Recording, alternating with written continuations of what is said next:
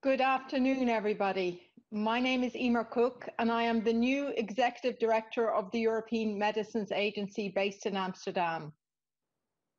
This is the first open public event we have had on COVID-19 vaccines, and I feel both delighted and privileged to open this event and to welcome all the participants. I've just heard that we have over 100 connections in the YouTube live broadcast and some 60 in our virtual WebEx room.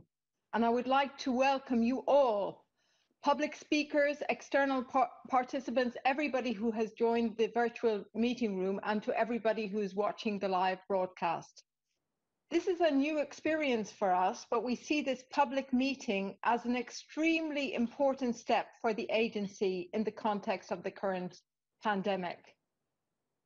You are all aware of the impact of the current pandemic. With COVID-19, we're facing an unprecedented global crisis. So far, over 1.5 million lives have been claimed, and we have had huge social and economic disruption on all of our lives.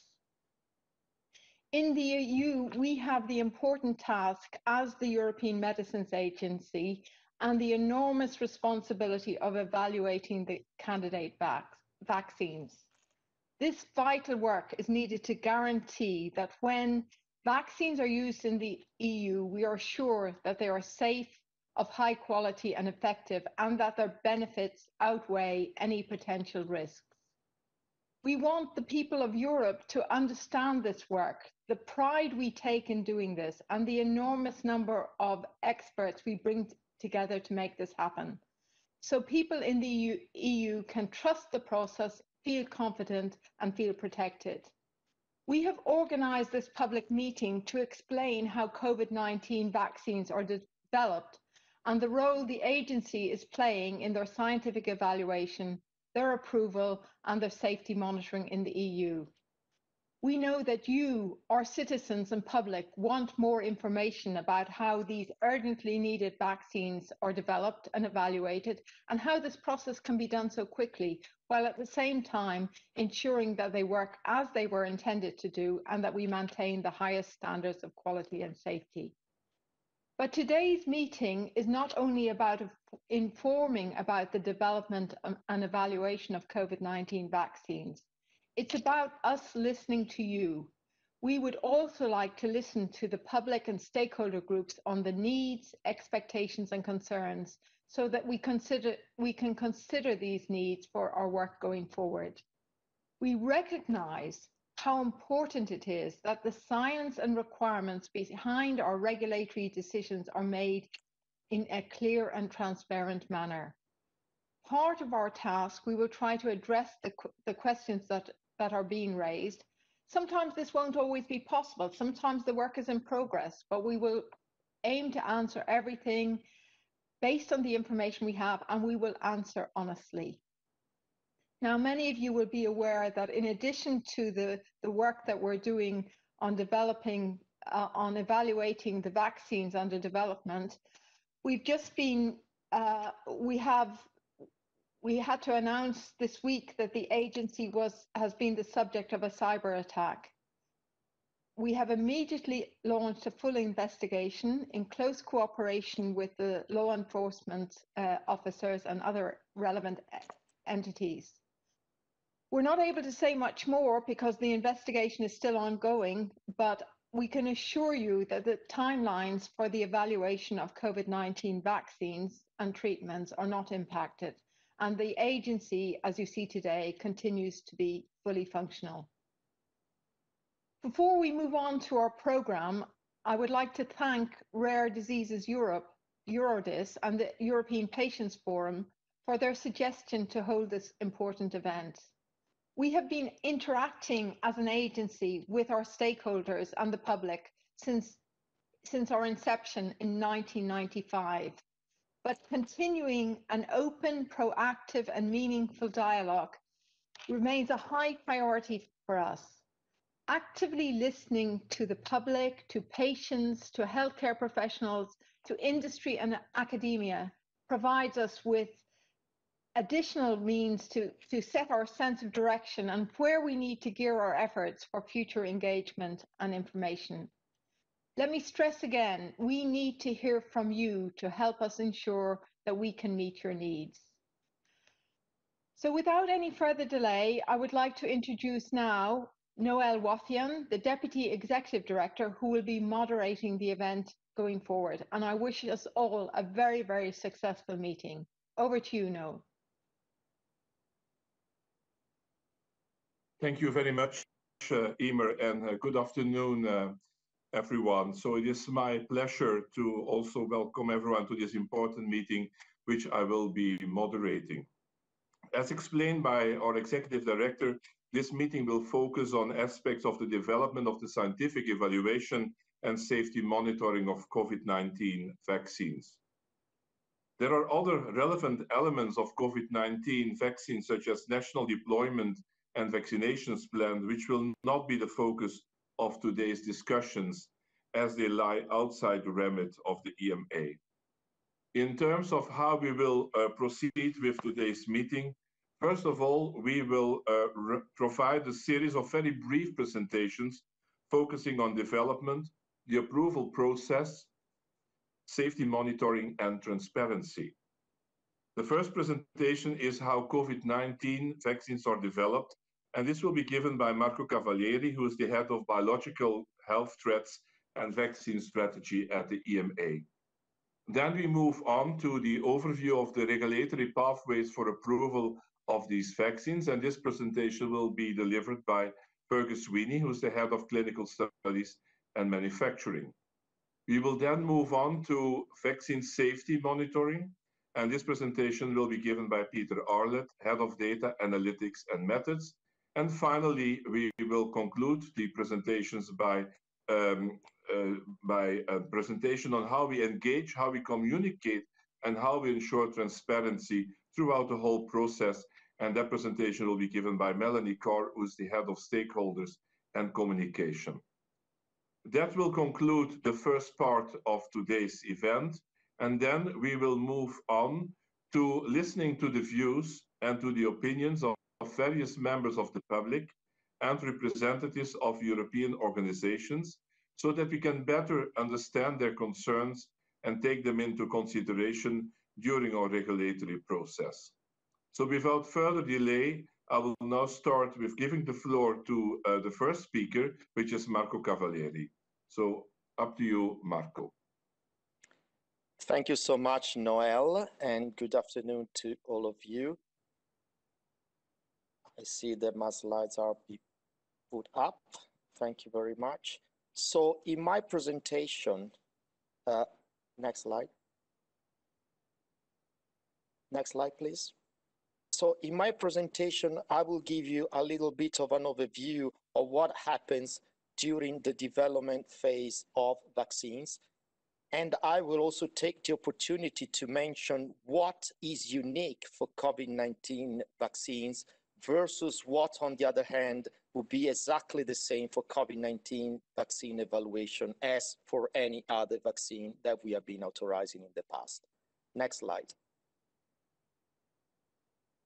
So my focus indeed will be on the left side of this picture, and I will talk to you about these three domains that are really the pillars of vaccine development, starting from the pharmaceutical quality and then moving into the non-clinical testing that occur for vaccines under development, and then the very important areas of clinical trials, while colleagues, as Noel said, will talk to you later about the evaluation process and the post-authorization activities. Next slide. As you know, vaccines are medicinal products that essentially trigger the immune system, so our body's defense against external organisms, so that once we encounter the specific pathogens, we can be protected and defended against it. The first step at the beginning of the process is identifying your vaccine construct. So what happens is that, first of all, the technology that will be employed has to be selected. in order to make sure that you will have this immune response that could be protective. And also it has to be decided which component of the virus, so in this case, the SARS-CoV-2 virus, will have to be incorporated in the vaccine in order to elicit an immune response that could be effective. All these studies are conducted in the laboratory at the beginning of the development. And throughout all the development phase, there will be more and more activity related to pharmaceutical development that will include a good characterization of all the components inside the vaccine and their purity.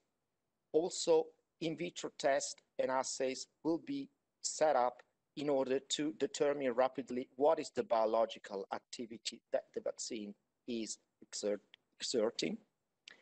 And also, starting from the small scale production that occurs in the early phases of research and development, then gradually move up to larger amount of vaccines produced in each single batch, and with the need to incorporate good understanding on how it can be controlled at each step of the manufacturing phase, and to have a test that can control that what is manufactured is exactly what we expect to see, and to ensure at the end of the day that each of the batch of the vaccine is manufactured in a consistent way and is of good quality. Also importantly would be to start as soon as possible with studies that will look into the stability of the vaccine at different temperatures, as this, as you know, can be extremely important and even critical at times in order to ensure that adequate vaccination campaign can be carried on. Next slide. The second important domain that has to be considered is around the so-called non-clinical development. So this is a set of laboratory tests that are done before the vaccines is tested in humans in clinical trials. And essentially what is looked at is, first of all, what type of immune response is elicited by the vaccine in animals. And importantly, to try to understand whether the vaccine may cause any safety problem when administered to animals. So this is in the context of the so-called toxicity studies. But also there are some specific toxicity studies that are conducted in order to be sure that the vaccine does not cause fertility problems or is not affecting the baby's development before birth. And these studies are important before the vaccine can be used in pregnant women or childbearing potential. Another important area is conducting studies that are called challenge studies, in which is it checked if animals, after they receive the COVID-19 vaccines, are protected from the disease when exposed to the virus deliberately, and also importantly to make sure that the vaccination is not causing any paradoxical effect of worsening the disease, as this is a signal that was seen in preclinical models with some investigational vaccines for other coronaviruses, such as SARS and MERS. Also, for some vaccine, it is also very important to do some preclinical study that would determine how the vaccine is spreading around the body. So whether it's not just staying around the injection site and the lymph node in the surroundings, but also maybe spread to other parts and other organs. And this could be quite important also for toxicity studies and to have a good understanding of the behavior of the vaccine when administered in humans. Next slide. Then the next important phase is the clinical development. Clinical trials are studies done in human which would show how safe the vaccine is, so looking into the safety of the vaccine, how well the vaccine works, so the efficacy of the vaccine, but also to determine what is the immune response that is elicited by the vaccine in human beings, the so-called immunogenicity. And these studies are divided in 3 phases, starting from phase 1, which are the early studies and the first into human clinical trials, and then moving up into phase 2 and the large phase 3 trials that will be potentially pivotal for approval with a much larger population involved. All these studies should follow strict scientific and ethical rules and have to be approved by the competent authorities in charge of the clinical trial approval and by the ethics committee in order to safeguard the safety and the rights of the participants in the trials. Next slide. So going a bit into more details, the phase 1 studies are really the early trials and the first into man trials.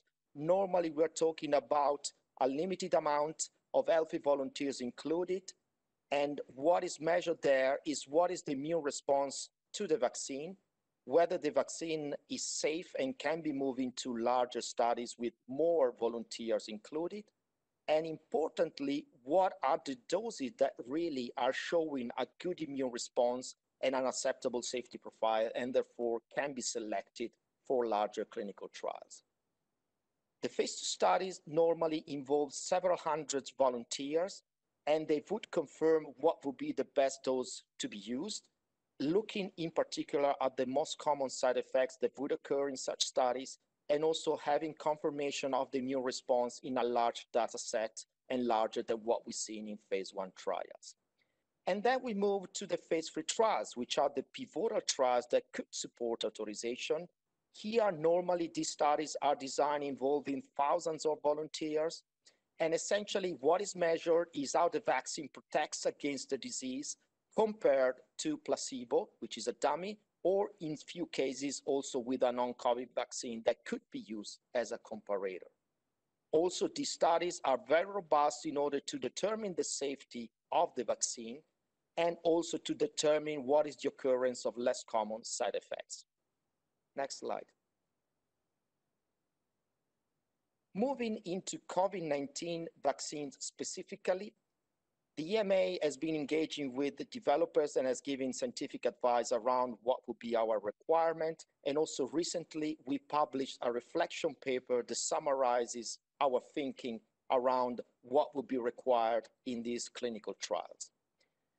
First of all, we would expect that the primary endpoint of these clinical trials would be prevention of symptomatic disease as a reliable and appropriate measure of benefit of these vaccines. This would mean that the vaccine should show that it's causing less disease with symptoms in people that were vaccinated compared to those that received placebo. Other secondary endpoint will collect evidence around important outcomes such as severe disease and may try to determine the efficacy in terms of protection from infection. However, it is clear that despite these studies are quite large and quite comprehensive, they will not be able to answer all the questions that you may have. In particular, what these studies might not be able to do at this stage is to give us sufficient information about the long-term protection that they can generate.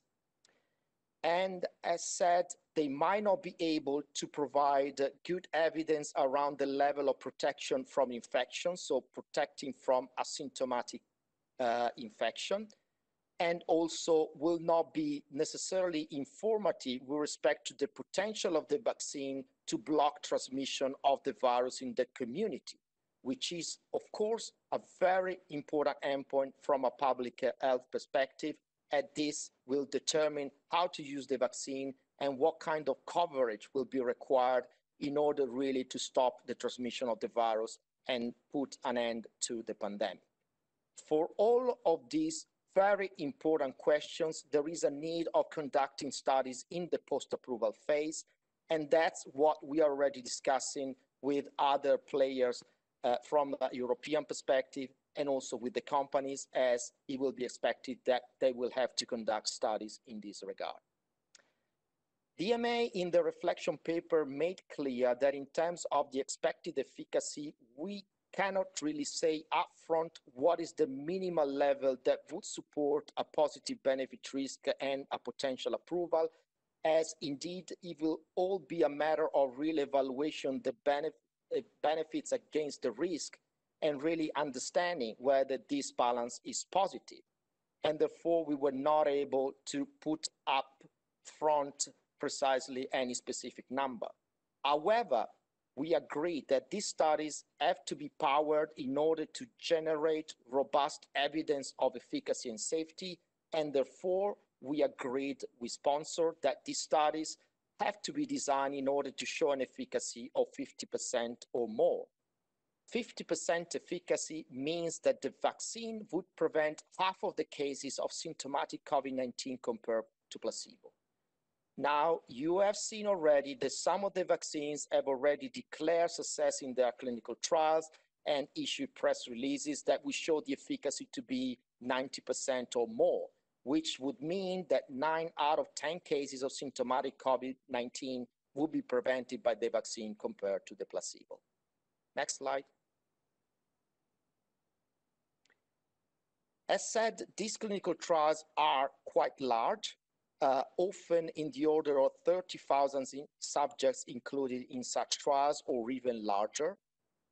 When discussing with developers, we made clear that we would like to see ideally 1/4 of all participants above 65 years of age, as we know that age is a very important risk factor for mortality and morbidity due to COVID-19. Also, the inclusion of people with underlying conditions such as cardiovascular disease or diabetes has been strongly recommended, as we know that the risk of severe disease also in this population is higher. Some of the studies also include adolescents above the age of 16 years. However, for younger children, we expect that the studies will be conducted only once we have a good picture around the efficacy and safety of the vaccine in the adult population. But we would expect, and has been agreed in the pediatric investigational plan, that such development will have to take place. Ethnic minorities have been included in these trials, and we, of course, agreed on the inclusion of such groups. Of course, it will be very difficult to be comprehensive, but at least we have seen really genuine efforts to include such minorities in the studies. From a safety perspective, the follow-up is expected to be at least of 6 weeks long after the last dose of vaccine has been received. And this is because we know that most side effects would occur within 4 to 6 weeks after having received a dose of vaccine. However, these trials will last for 1 year or even longer in some cases, which potentially will give us invaluable information on the long-term protection that could be provided by the vaccines, and also whether some side effects might occur later on after vaccination. Of course, the enhancement of disease being one of the important areas that we would like to collect data. Whether participants in clinical trials can be kept onto placebo long-term after a vaccine is authorized and made available in any specific country or location, that is something that, of course, we cannot predict, and we might expect that it might be challenging and even not ethically feasible. However, we are urging companies to try their best in order to make sure that these studies are continued in a rigorous way so that we have good evidence in the long run. Next slide. An important point that has often been raised is that COVID-19 vaccines seem to be going too fast. Now, what you see here on this slide is what normally would happen for a vaccine under development in non-pandemic scenarios. What you see that a lot of the activities that I described to you before related to the various phases of development are occurring in sequence, one after the other, and often with intervals and pauses between each phase. And this has led to an average of 5 to 10 years before a vaccine can be ready for approval, and then once approved, being deployed after manufacturing on a large scale. Next slide. What we are seeing here with COVID-19 is that all these steps are still done and to a rigorous way, but everything is much more compressed, with a lot of these activities occurring in parallel or with respect to the clinical phases according to a seamless approach in which there is a continuum between the phase 1, the phase 2, and the phase 3 trial. This has allowed something that is been unprecedented, which is seeing a vaccine developed in a matter of months instead of years.